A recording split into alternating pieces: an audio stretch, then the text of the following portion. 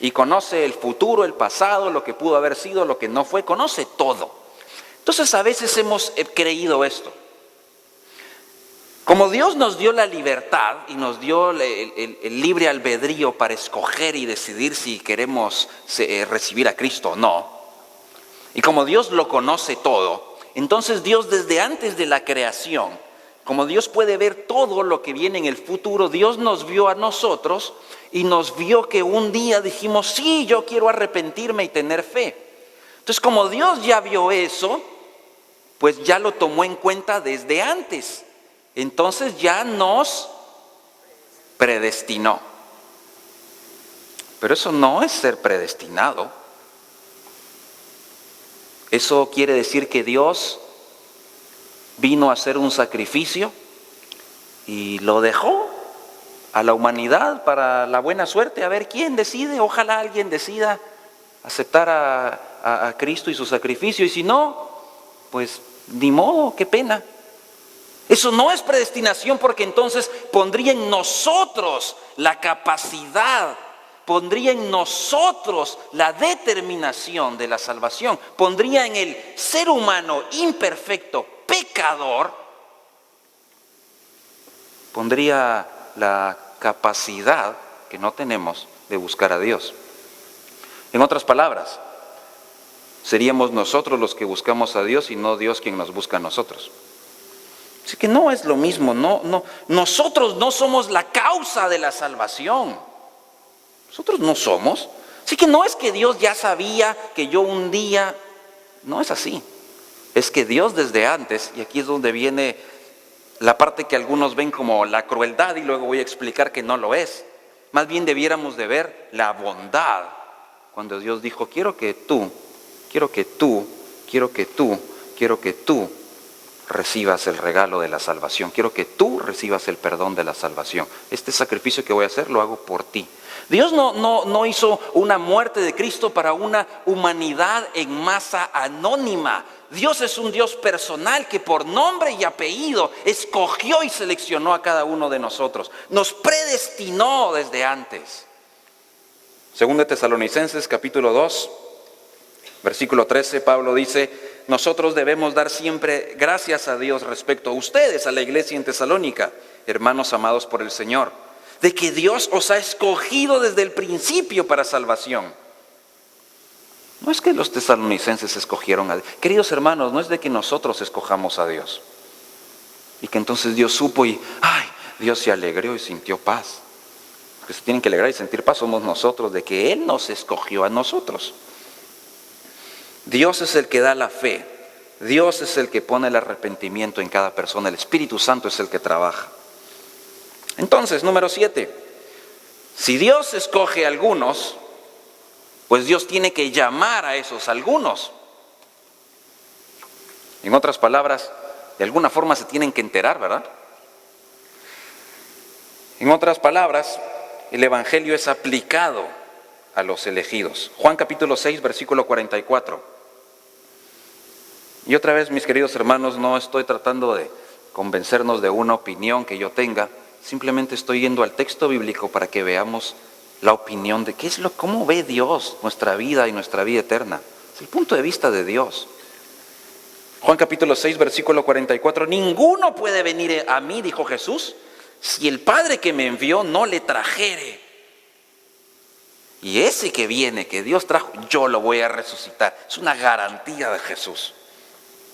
Romanos capítulo 8, versículo 28, el pasaje que ya leímos anteriormente, Romanos 8, 28. Sabemos que a los que aman a Dios, todas las cosas les ayudan a bien. Esto es a los que conforme a su propósito son llamados.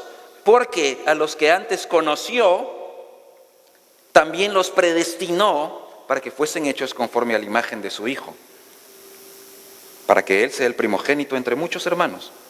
Y a esos que Dios escogió, predestinó, también los llamó.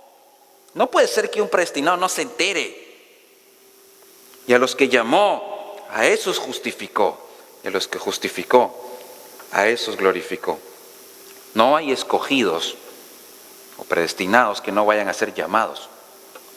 Si son llamados, son justificados y glorificados. En otras palabras, si Dios escogió a aquellos que debían recibir el regalo de la salvación, esos en efecto recibirán el regalo de la salvación. Entonces, ¿cuáles son algunas implicaciones de esto y algunas preguntas que tenemos que responder? Otra vez, los pasajes nos están diciendo la verdad de Dios, la voluntad de Dios. Pues número uno, Cristo realmente murió por los escogidos. Cristo murió para salvar a los escogidos. Juan capítulo 10, versículo 14. Jesús dijo: yo soy el buen pastor. Conozco a mis ovejas. Las mías me conocen.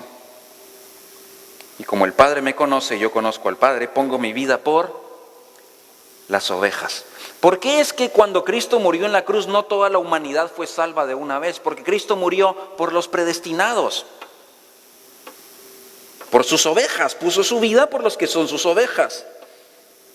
Hechos capítulo 20, versículo 28.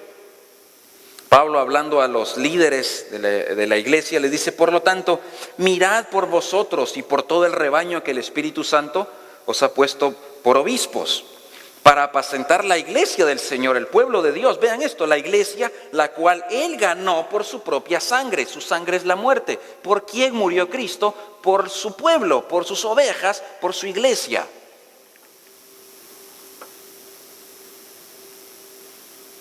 Cristo no pudo haber muerto y haber pagado por los que se pierden, que ya vimos que Él dijo que hay unos que se pierden, porque los que se pierden tienen que pagar por sus propios pecados. Eso querría decir que Cristo pagó por ellos y el sacrificio no sirvió y entonces ellos tienen que volver a pagar. O quiere decir que Dios es injusto, que no tomó en cuenta el sacrificio de Cristo y vuelve a tomar.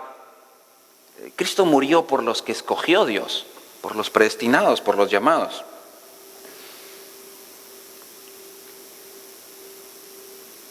La obra redentora de Cristo tuvo como fin salvar a los elegidos y asegurar la salvación de estos. Un autor dice: si respondemos a la invitación de Cristo de una manera positiva, podemos sinceramente decir que nosotros escogemos responder a Cristo, en tanto que también podemos decir que fue, de maneras que no podemos entender, ordenado por Dios. Si no podemos entender plenamente cómo estas dos cosas pueden ser verdad al mismo tiempo, entonces tenemos que reconocer que hay un misterio aquí. Dios sí nos dio libertad. Todos nosotros tenemos que tomar una decisión.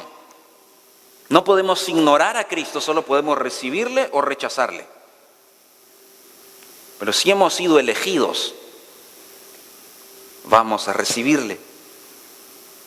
Al mismo tiempo que yo decido porque Dios me escogió. Entonces, ¿cómo es la cosa? ¿Es por lo que yo decido o por lo que Dios hizo?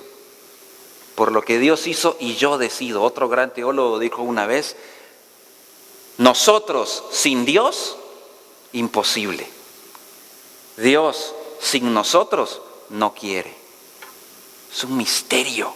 Como Dios nos da la capacidad de decidir, pero realmente Él nos escogió por su soberana voluntad. Ahora, ¿qué hacemos con los textos bíblicos que dicen que Cristo murió por todos? Pues no podría entenderse como universalismo, ¿verdad? Porque vemos que algunos no son salvos, pero sí hay textos bíblicos que dicen que Cristo murió por todos. Por ejemplo, quiero citar los siguientes y tratar de explicar qué está tratando de decir el autor bíblico en cada caso. Juan capítulo 12, versículo 32, por ejemplo, Jesús mismo dijo: si fuere levantado de la tierra, hablando de su resurrección, atraeré a todos a mí mismo. Pero Jesús mismo dijo que no todos iban a pasar por esa puerta, que no todos eran sus ovejas. ¿A qué se refiere con esos todos? Primera de Corintios capítulo 15, versículo 22. Primera de Corintios 15, 22, Pablo escribe diciendo: porque así como en Adán todos mueren, y eso lo entendemos, también en Cristo todos serán vivificados. ¿Quiénes todos? Porque vimos que la Biblia dice que no es toda la humanidad. Segunda de Corintios capítulo 5, versículo 19, Dios estaba en Cristo reconciliando consigo al mundo, no tomándole en cuenta a los hombres sus pecados. Entonces ya todo el mundo es salvo.